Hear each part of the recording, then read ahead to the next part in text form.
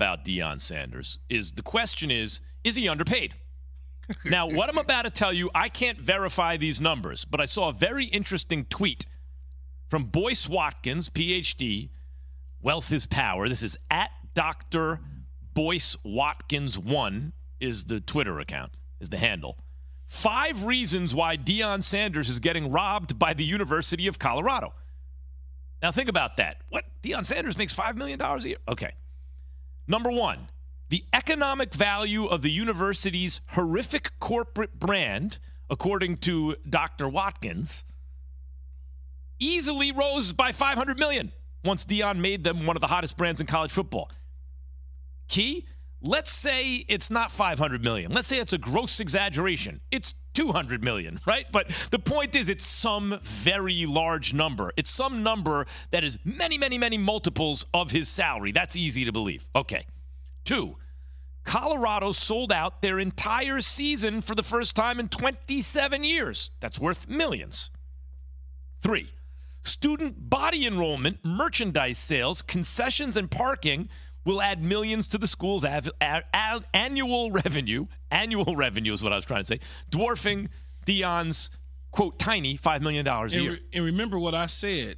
Once SC leaves the Pac-12 and goes to the Big Ten, Colorado becomes my number 1 team out west in college football. For me, I'm a fan. I'll be a fan. I'll be at the games and all that. Number 4, University of Colorado's annual budget, this is the least convincing to me, is $2.14 billion, which means they can pay Deion's entire annual salary with just a day's spending. To me, that's less convincing than the other stuff because so far we're talking about all the revenue that he's adding, right? Mm-hmm. Not what their total number is to run the entire university. And 5, Colorado's ticket prices shot through the roof. The cheapest tickets that Boyce Watkins could find were between $415 and $1,200 each. Nobody wanted these tickets last year. Deion isn't just a great coach. He's a $500 million brand. So this wasn't a hire. This was a corporate acquisition. If I could buy a business that cost me just $5 million a year to operate and earn an extra $80 to $100 million a year, it'd be a no-brainer. Damn, ticket prices went up. I got to make sure Prime give me some seats, man. I'm not going there paying $415. So you think he's underpaid? Yeah, I do.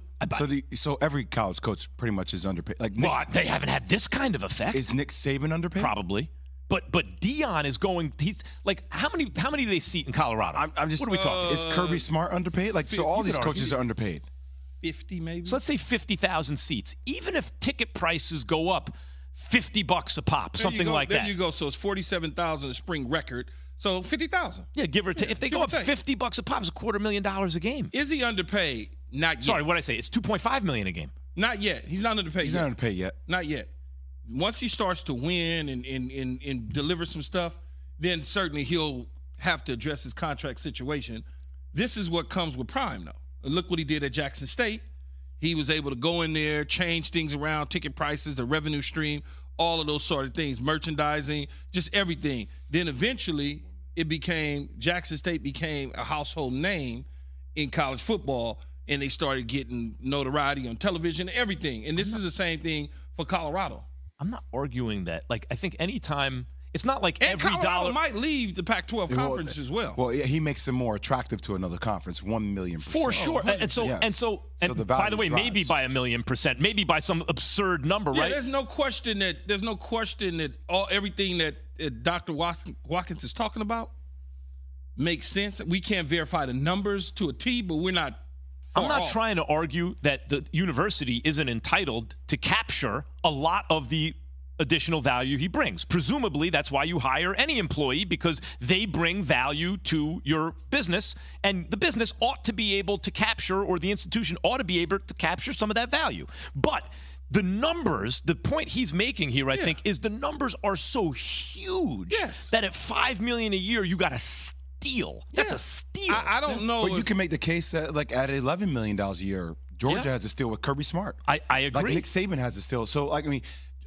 Harbaugh, the coach of Michigan last year, got to a championship game, only makes $1 million more than Deion Sanders. But the problem is, for Colorado was a dog of a program for many, many years. Yes. After recycling coaches, he brought a different enthusiasm to the program. So those numbers are going to be inflated to a whole nother level. Yeah, it's not like an SEC powerhouse that's always going to get a great coach. 2 to 3 years from now, let's see what those numbers are. And if he's winning and doing what he's going to do, he's going to be at the top of the heap for, coaches being paid, and he should be. Saban, Kirby Smart, Harbaugh, all these guys are going to programs where it's not hard for them to attract top coaches and top players. Deion went to a place and that's in the doldrums, and then all of a sudden, boom, it's a powerhouse money generator. He didn't really have a choice, though, on where he can go, though. Not a lot. But Colorado going to be all right. No, it's going to be okay, but that's what I'm saying.